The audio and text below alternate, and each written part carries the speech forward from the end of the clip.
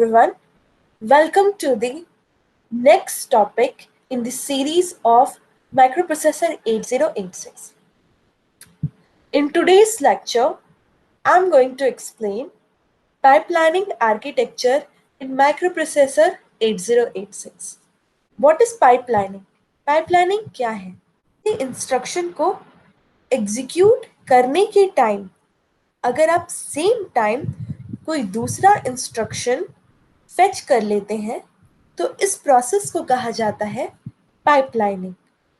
8086 microprocessor में दो blocks होते हैं। पहला होता है बस इंटरफेस यूनिट, दूसरा होता है एग्जीक्यूशन यूनिट।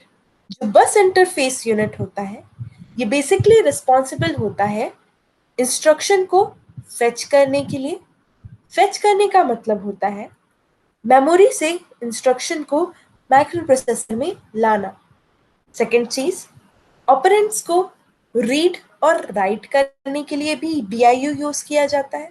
जो इंस्ट्रक्शन मेमोरी से लाए जाते हैं वह सेम इंस्ट्रक्शन माइक्रोप्रोसेसर के BIU में जो हमारे पास 6 बाइट का इंस्ट्रक्शन क्यू है वहां पर ट्रांसफर किया जाता है। जो एग्जीक्यूशन यूनिट है यह इंस्ट्रक्शन को एग्जीक्यूट करता है।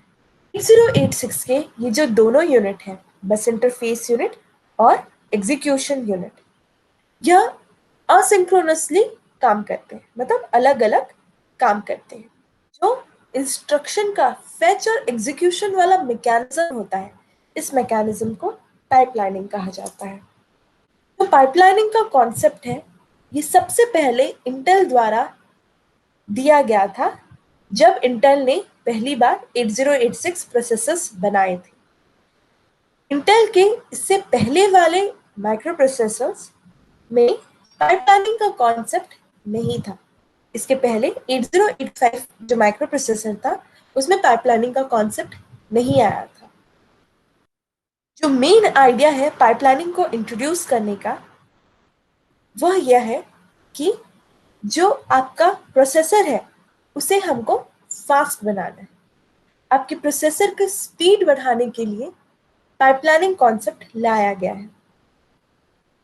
पाइपलाइनिंग कॉन्सेप्ट कुछ नहीं, पाइपलाइनिंग कॉन्सेप्ट में मेन इंपॉर्टेंट चीज है जो हमारे बस इंटरफेस यूनिट में इंस्ट्रक्शन क्यू होता है। 8086 में यह इंस्ट्रक्शन क्यू 6 बाइट का गिवन है। जैसे ही पहला इंस्ट्रक्शन क्यू से एग्जीक्यूशन यूनिट में जाता है तब ऑटोमेटिकली जो नेक्स्ट इंस्ट्रक्शन है वो आगे इंस्ट्रक्शन क्यू में आ जाता है। इसी कारण ALU के पास हमेशा एग्जीक्यूट करने के लिए कुछ ना कुछ इंस्ट्रक्शंस अवेलेबल होते हैं, क्योंकि हमारा जो इंस्ट्रक्शन है वो पहले से फेच किया हुआ, प्री फेच किया हुआ अवेलेबल होता है इंस्ट्रक्शन क्यू में। अब इसे समझने के लिए हम एग्जाम्पल देखते हैं नॉन पाइपलाइनिंग आर्किटेक्चर, एग्जाम्पल 8085 का। अगर इसमें देखेंगे तो पहला इंस्ट्रक्शन फेच होता है, डिकोड होता है, एग्जीक्यूट होता है। फिर दूसरा इंस्ट्रक्शन को फेच किया जाता है, उसे डिकोड किया जाता है एंड एग्जीक्यूट किया जाता है। वन मोर थिंग, डिकोडिंग क्या होता है? असेंबली लैंग्वेज प्रोग्रामिंग में हम इंस्ट्रक्शंस को डायरेक्ट उसका निमोनिक्स नहीं लिखते, मतलब मूव A, B नहीं लिखा जाता। इनफैक्ट मूव A, B का अपकोड मेमोरी में लिखा जाता है। तो यह जो अपकोड्स हैं ये कोड्स के फॉर्म में, तो इसी अपकोड को डिकोड करना ही डिकोडिंग कहलाता है। ओके, एग्जीक्यूशन आप सब समझते हैं, जो भी इंस्ट्रक्शन है उसे एग्जीक्यूट करना, उसे रन करवाना। तो 8085 में अगर हमें कोई भी इंस्ट्रक्शन एग्जीक्यूट करना है तो टोटल मुझे 3 क्लॉक साइकिल्स चाहिए। ओके, अगर 2 करवाना है तो 6 चाहिए, 3 करवाना है तो 9 चाहिए, मतलब हर इंस्ट्रक्शन मिनिमम 3 क्लॉक साइकिल लेता है। प्लानिंग आर्किटेक्चर की, जो कि है 8086। इसमें T1 T2 similarly clock cycles represent कर रहे हैं। पहले क्लॉक साइकिल में देखिए पहला इंस्ट्रक्शन फेच हो रहा है। दूसरे क्लॉक साइकिल में क्या होता है, पहला इंस्ट्रक्शन डिकोड हो जाता है, पर उसके साथ साथ दूसरा इंस्ट्रक्शन भी फेच हो जाता है, राइट। देखिए इस बार सेकंड क्लॉक साइकिल में एक चीज नहीं हो रही है, दो चीज हो रही है। पहला इंस्ट्रक्शन डिकोड हो रहा है, दूसरा इंस्ट्रक्शन फेच हो रहा है। फेच क्या होता है, मेमोरी से माइक्रो प्रोसेसर में इंस्ट्रक्शन को लाना फेच कहलाता है।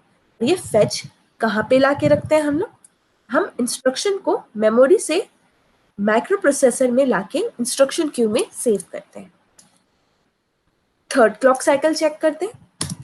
थर्ड क्लॉक साइकिल में जो पहला इंस्ट्रक्शन है वो एग्जीक्यूट हो रहा है, दूसरा इंस्ट्रक्शन डिकोड हो रहा है और तीसरा इंस्ट्रक्शन फेच हो रहा है। तो आप ध्यान से देखेंगे तो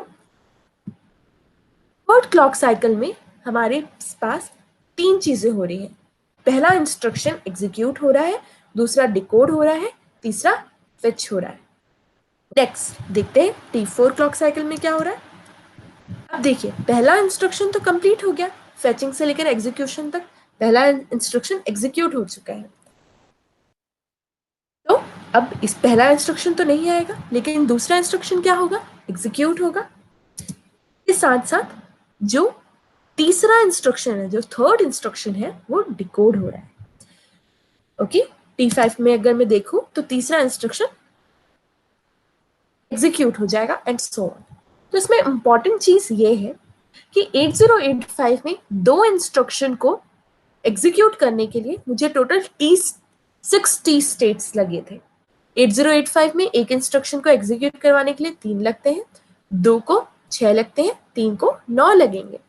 पर 8086 में क्या हो रहा है, पहला इंस्ट्रक्शन एग्जीक्यूट करवाने के लिए 3 क्लॉक साइकिल लग रहे हैं, पर अगर आपको दूसरा इंस्ट्रक्शन भी एग्जीक्यूट करवाना है तो आपको सिर्फ T4 स्टेट में आप एग्जीक्यूट करवा पा रहे हो।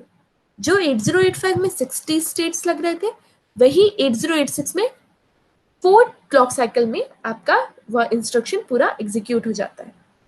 सिमिलरली 8085 में थर्ड इंस्ट्रक्शन को एग्जीक्यूट करने के लिए आपको 9 क्लॉक साइकिल लगेंगे, पर 8086 में सिर्फ 5 क्लॉक साइकिल ही आपको लग रहे हैं। और एग्जाम्पल के फॉर्म में समझते हैं।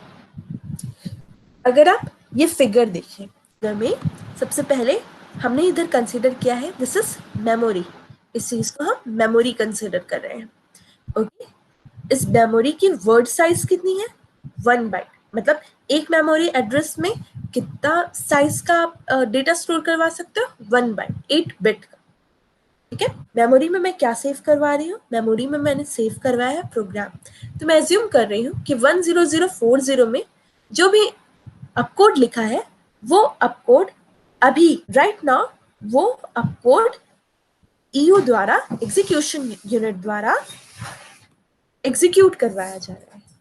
ठीक है, इसका मतलब क्या है कि अगला इंस्ट्रक्शन कौन सा एग्जीक्यूट होना चाहिए, जो ये 1 नंबर वाला है, राइट। ठीक है, फिर सेकंड, फिर थर्ड, फिर फोर्थ, फिर फिफ्थ, फिर सिक्स्थ एंड सो ऑन। ठीक है, राइट नाउ अभी क्या हो रहा है, 0th वाला जो इंस्ट्रक्शन है वह एग्जीक्यूट हो रहा है, किसके द्वारा, एग्जीक्यूशन यूनिट के द्वारा। ठीक है, ओके। तो 8086 माइक्रो प्रोसेसर क्या करता है, ये जितने भी इंस्ट्रक्शन है, इस इंस्ट्रक्शन को मेमोरी से लेकर कहां पर स्टोर कर देता है, वो इंस्ट्रक्शन क्यू में स्टोर कर देता है। It stores in instruction queue.